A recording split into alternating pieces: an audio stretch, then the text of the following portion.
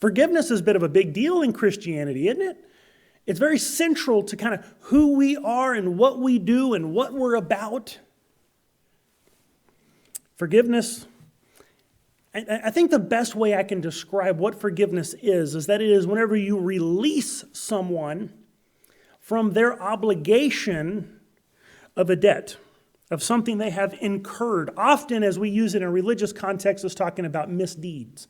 They've done something wrong, and therefore it's created this debt. They have an obligation to make right the thing they've made wrong, and whenever you forgive them, you're releasing them from that obligation.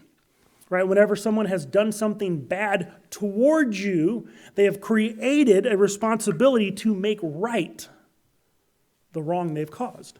That's what we mean by forgiveness. It is releasing them from their obligation. Another common view of forgiveness is just the kind of letting it go, right? Not holding a grudge, choosing not to be angry, not letting that kind of consume you. But honestly, that's kind of a side effect of this main idea of forgiveness, of releasing their obligation. See, because we might release the anger, the bitterness, the angst, the tension that we're holding towards a person, but we do that by letting them go of their responsibility. Fact is, if we're honest, forgiveness is hard. Right? It can be, especially whenever the wrong that we've been done is something massive. Some things are a little easier to forgive than others, but sometimes the things that we've been wronged are deep, deep hurt. I've talked to people before who came from a family where their parents not only weren't loving, but were mean, sometimes abusive. And they say, how do I forgive them for that? They see the harsh reality of trying to forgive something that was such a deep wound. There's also the fact that, okay, I forgive them, but they didn't change. They're still the same person. They're still doing the same kinds of things. In fact, in the Bible, Peter brings this one up to Jesus. Right? He says, hey, Jesus, how many times do we have to forgive someone for the same sin? 7 times? And of course, Peter is bringing up the number 7 because biblically, 7 usually represents like the number of completeness, right? Fulfillment, that it's done. Right, so the idea is 7 times. That's like the perfect number. And so once we've hit 7, forgiveness should be done. If they go any further, we don't have to forgive them. And Jesus says, no, not 7 times, but 70 times 7. And some of you are going 70 times 7. Okay, that's 490. So on 491, I don't have to forgive them anymore. No, that wasn't the point.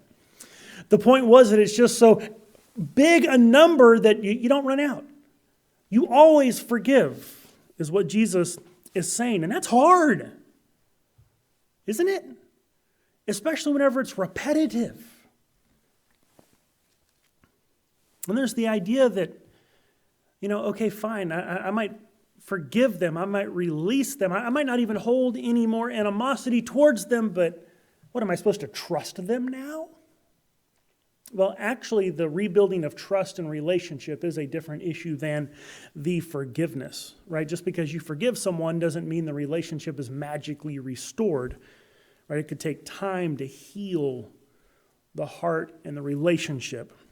But forgiveness is a step in the direction, a step of that process towards healing, but it's not the totality of it. And so we see these things, we see the reality of it, and we think forgiveness is hard. Can be very, very hard. And there's the fact that the damage done often still needs to be repaired. That it's not as if we just say, okay, you're forgiven and everything is better because the thing that they broke is still broken in your heart, in your mind, in your relationship, in your life. And when you forgive, this is one of the things that I think people often don't see, is that whenever you forgive, when you release someone from their responsibility, you're taking it on yourself. Given this example before of a broken chair, I'm going to pick on my brother-in-law because he'll probably never see this. First time I ever met my brother-in-law, He comes over to my apartment. At this time, Molly and I weren't even dating. We were just kind of barely friends or whatever, but, circle of friends. He comes over to my apartment. He comes in. First thing he does is he sits down on a chair, turns it around backwards, sits down, snaps the chair in half. Because it wasn't meant to hold weight on the out edge. It was meant to hold weight on the back edge. And he sat down and just broke it right in half. Well, accidents happen, so I forgave him.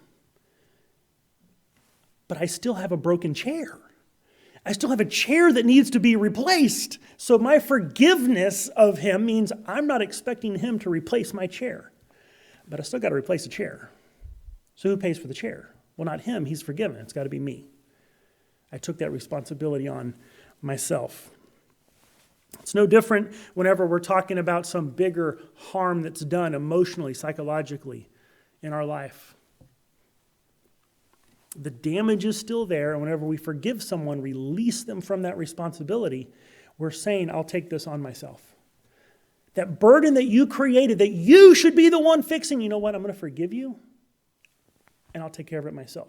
Which, by the way, is where we turn to our church family, our brothers and sisters in Christ, to bear one another's burdens. And it can be hard. That's why forgiveness is such a hard thing to do.